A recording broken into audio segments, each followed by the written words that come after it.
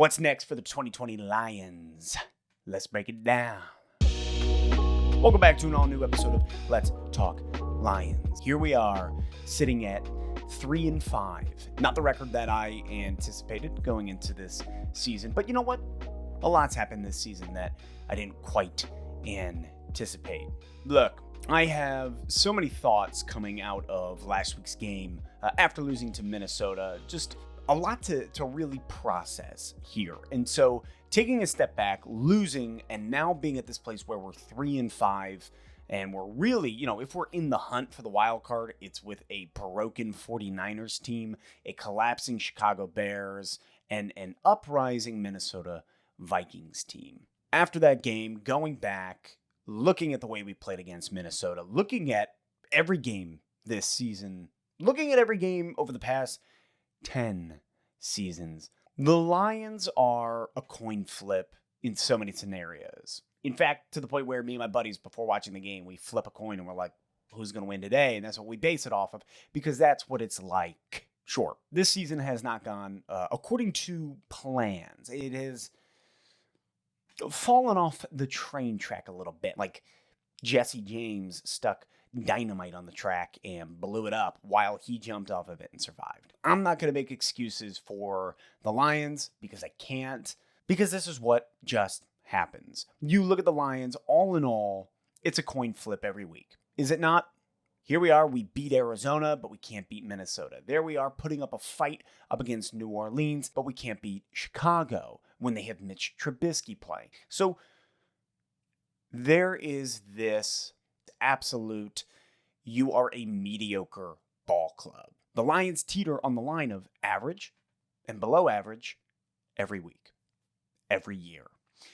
Sure, that's frustrating. And so, as a fan, I'm trying to take a step back and look at it in a very non-biased approach. Just looking at the Lions as a whole, they're just an average team. Sometimes they play great, beat Arizona. Sometimes they come out and blow the game against Chicago or get smoked by Indianapolis. In fact, many Lions fans joke when they're like, oh, we're playing a good team today. We're playing Tampa Bay. Oh, we'll win today. And when you go out there against the Washington football team, you're like, oh boy, this could be an L. So, taking a step back, here's what I see. First and foremost, whether you love or hate Stafford, he's our golden ticket to a W. Am I wrong? Really look at it. Stafford is what we have that keeps this team clawing back for a W. Without Stafford, we are sawdust in the wind, getting tossed up by a bunch of 7th graders in woodworking class. That's what it is. Love him or hate him, Stafford is what keeps the Lions together. He just is. When Stafford goes off and has a good day, chances are we're going to win.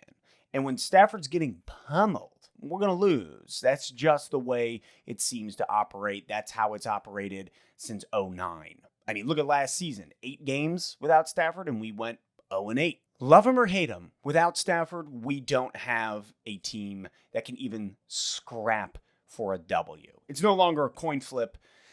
It's just an L. And so that begs a lot of questions. That begs the question of, do we rebuild? Do we move on from Stafford? Do we keep him and continue to build around him? B, let's look at the fact that everybody is chanting for the firing of Matt Patricia and Bob Quinn. Now listen, say what you want. I've said what I wanted in the past on this show, but looking at it today, we are halfway through the season. Firing Matt Patricia, what is that going to do for us with 8 games left? Is that actually going to turn the Lions around and all of a sudden we are a team that is not only in the hunt for the wild card, but in the discussion, oh my goodness, they're going to make the wild card? Do we really think that firing Patricia or Quinn today will get us to the playoffs? Personally, I don't think it's going to lead us to a wild card. In fact, at this point, I think Patricia's the best chance that we have to lead us to the wild card this season, simply because it's his team. He put it together. He constructed it top to bottom, between the OC, the DC, between all the players, every ex-Patriot you can name. It's Patricia's team. And if Patricia can't get us to the wild card, do we really think one of our coordinators or some rando is going to lead us to that promised land this year? You tell me. I don't think so. So at this point, I'm looking and I'm saying we might as well just keep Patricia, make it through this season, and see where we're at, see how we develop over the course of the next 8 games. Hey, by the end of the season, Patricia and Quinn could be gone, could be pulling in somebody new. We'll see. We'll see where we go. But right now, we got to ask ourselves, is it even worth firing? And in fact, some people have even brought up this idea of if you really want him fired, you might as well keep him because he's losing.